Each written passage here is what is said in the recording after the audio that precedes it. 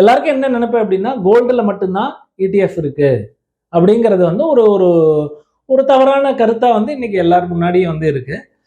இந்த இடிஎஃப் அப்படிங்கிறது வந்து எக்ஸ்சேஞ்ச் ட்ரேடட் ஃபண்ட் அப்படின்னு சொல்லுவோம். இந்த எக்ஸ்சேஞ்ச் ட்ரேடட் ஃபண்ட் அப்படிங்கிறதுக்கு எல்லாத்துக்குமே வந்து பிஹைண்ட் த ஸ்டோரி வந்து என்ன அப்படின்னு பார்த்தீங்கன்னா, அதுக்கு கீழே வந்து ஒரு இண்டெக்ஸ் இருக்கும்.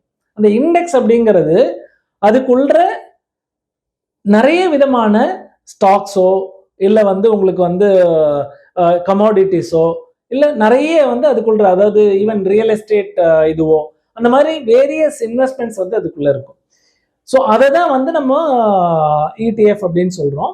அந்த இண்டெக்ஸ்ல வந்து என்ன இருக்கும் அப்படின்னு பார்த்தீங்கன்னா, இப்போ ஃபார் எக்ஸாம்பிள் பிஎஸ்சி 30 இண்டெக்ஸ் சொல்றோம், அதுக்கு ஒரு இடிஎஃப் இருக்கு.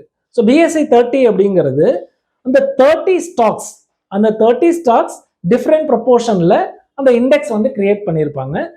அதை அப்படியே ரெப்ளிகேட் பண்றது தான் வந்து அந்த இடிஎஃப். ஸோ என்னென்ன ஸ்டாக்ஸ் என்னென்ன ப்ரொபோசிஷன்ல இருக்கோ அதை பேஸ் பண்ணி அப்படியே வந்து அந்த இடிஎஃப்ல இருக்கும்.